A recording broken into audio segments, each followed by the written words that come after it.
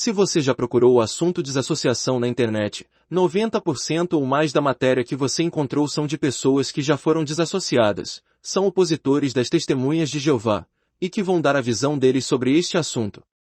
Mas você deve saber muito bem que toda história tem dois lados. Agora é a vez de você ouvir a explicação de uma testemunha de Jeová. Alguém que está ativo na congregação, alguém que serve a Jeová de verdade, que procura fazer o que é correto. Alguém que já passou por todo o processo de desassociação e de readmissão. A desassociação, diferente do que muitos pensam, não é um ato de maldade querendo machucar um transgressor. Na verdade, a desassociação serve para proteger o nome de Jeová de vitupério e manter limpa a congregação daqueles que pecam descaradamente sem arrependimentos. A desassociação dá uma oportunidade do transgressor se arrepender e entender seus erros. O objetivo desse vídeo é fazer você entender por que desassociar alguém limpa tanto o nome de Jeová, quanto o nome da congregação. Por exemplo, quando uma pessoa comete um crime e ele é descoberto, normalmente o nome da família dessa pessoa fica manchada pelo seu ato. O mesmo se dá com a organização de Jeová quando um membro da congregação comete um pecado grave. Para entrarmos mais fácil nessa explicação, convidamos você a pegar sua Bíblia, ficar confortável e acompanhar conosco essa explicação. Para entender o porquê desassociar alguém, vamos primeiro entender o Deus que as testemunhas de Jeová servem. Jeová é um Deus santo. Levítico 11:44. Para servir a Jeová, seus adoradores na nação de Israel tinham um conjunto de leis que deveriam seguir, conhecidas como leis mosaicas. Levítico 18:5. Essas leis eram um conjunto de regras para toda a nação. Havia várias leis e várias punições para determinados pecados cometidos.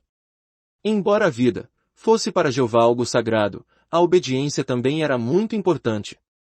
Por exemplo, vamos analisar o que acontecia no caso de imoralidade sexual. E vamos entender como essa lei funcionava.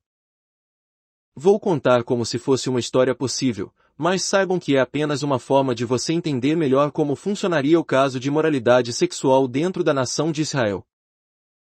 Vamos ler Levítico 20:11. O homem que tem relações sexuais com a esposa do seu pai, expõe seu pai à vergonha. Ambos, sem falta, devem ser mortos. O próprio sangue deles está sobre eles. Isso era uma lei, e quem cometesse esse pecado era morto, tanto o homem como a mulher. Os judeus sabiam dessa lei e aprendiam ela desde novos. Digamos que um judeu, bem jovem, está com Jesus ouvindo o sermão da montanha. E em suas palavras Jesus em Mateus 5:17 mostra que ele veio para cumprir a lei. Como Jesus também estava debaixo da lei, Gálatas capítulo 4, versículos 4 e 5, ele também apoiava e sabia que aquela lei de Levítico 20:11, escrita por Moisés há muitos séculos atrás, tinha de ser cumprida. Mas este jovem judeu tinha um irmão mais velho, e este irmão carnal dele passou a ter relações sexuais com a madrasta dos dois. Quando é descoberto a situação dele e da madrasta, sendo este caso exposto na sinagoga local, é aplicado a eles a punição de Levítico 20:11. Para se cumprir a lei, ambos sem falta devem ser mortos. A madrasta e o irmão são levados para fora da cidade e apedrejados até a morte. Tendo de acordo com a punição Jesus Cristo, que disse que a lei tinha que ser cumprida. Mas o tempo passa, o ministério de Jesus acaba. E a lei mosaica que levava até o Cristo, é cumprida. Romanos 4:10, Efésios 2:15. Agora surge a congregação cristã do primeiro século, que não está mais debaixo da lei mosaica. E esse jovem judeu, que se tornou um adulto, está servindo lá na congregação de Corinto. E surge lá um caso parecido como que o irmão dele havia se envolvido. Isso deve ter levantado na mente daquele rapaz várias questões. Não estamos mais debaixo da lei mosaica. Não aplicamos mais a pena de morte registrada em Levítico 20:11 após a morte de Cristo. Não fazemos mais sacrifícios nem a circuncisão. Como a lei foi abolida, alguma coisa deveria ser feita. E aquele judeu que teve o irmão e a madrasta morta, vendo acontecer o mesmo caso na congregação cristã, sabia que a situação não deveria ficar como estava. Será que Deus não tem mais um padrão de santidade, pureza e conduta que os cristãos devem seguir? Será que agora após a morte de Jesus Cristo tudo pode dentro da congregação cristã? Se fosse assim, a moral de Jesus seria abaixo das Escrituras Sagradas. Mas, Jesus seguia de perto os ensinos de seu Pai. João 5,19. No Sermão da Montanha, Jesus fala não só do pecado como o adultério, mas do que levaria a pessoa a cometer este pecado, o olhar a ponto de sentir paixão. Mateus 5,28. Jesus demonstra por meio de princípios que a pureza e a santidade estão muito além do pecado em si cometido, mas a intenção que se formava no coração, de se fazer o pecado, também era um erro grave. A visão de Cristo sobre a imoralidade sexual não mudou, nem se passou panos quentes nela agora. Vamos entender como o caso seria tratado. Por meio de inspiração do Espírito Santo, Paulo escreveu no capítulo 5 de 1 Coríntios qual deveria ser a atitude deles. Em parte, o texto diz: 1. O fato é que se relata entre vocês imoralidade sexual, imoralidade que não se encontra nem entre as nações, um homem está vivendo com a esposa de seu pai.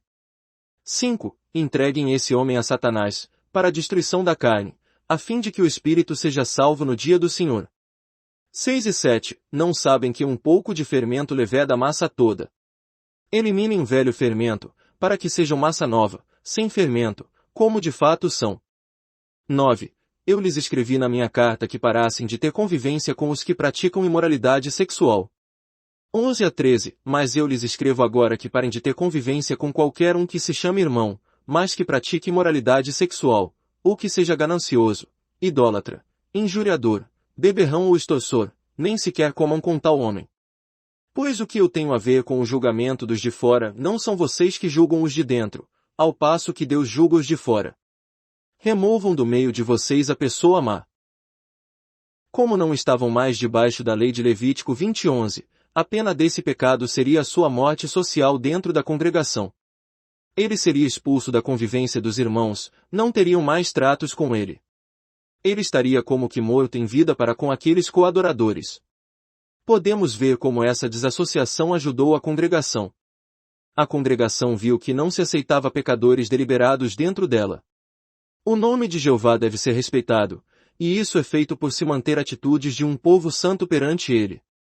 Não se deve aceitar no meio do seu povo, pecadores deliberados. Além disso, os de fora da congregação podiam perceber que lá dentro se mantinha uma conduta santa, a qual era de se esperar de um povo que serve a Jeová. Logo, o desassociado poderia voltar a ter sua convivência com os irmãos, caso ele se arrependesse sinceramente de seu pecado, e deixasse de praticá-lo. Porque com a morte de Cristo, agora havia essa possibilidade, as pessoas ao cometer um pecado não eram mais apedrejadas até a morte. De fato, agora ele poderia novamente ser aceito na congregação e ter de novo convívio amoroso com os irmãos. Mas para isso ele deveria abandonar toda a conduta errada que ele teve. Isso nos mostra uma grande verdade. Jeová Deus tem padrões de moral que não mudam, assim como sua santidade não muda. Malaquias 3:6. Jeová nunca vai permitir que seu santo nome seja difamado, porque suas testemunhas devem ser santas, assim como Jeová é santo. 1 Pedro 1:16. Nossa moral e nossa conduta devem seguir os padrões de Jeová. E sem a desassociação o próprio Jesus ficaria descredibilizado, como se agora pudesse fazer tudo. Mas Jesus é o cabeça da congregação, e não vai permitir que não se tenha limites lá dentro. 1 Coríntios 11:3. Então a desassociação protege o nome santo de Jeová, mantém a pureza da congregação, ajuda os pecadores a cair em si, e recuarem de seus erros.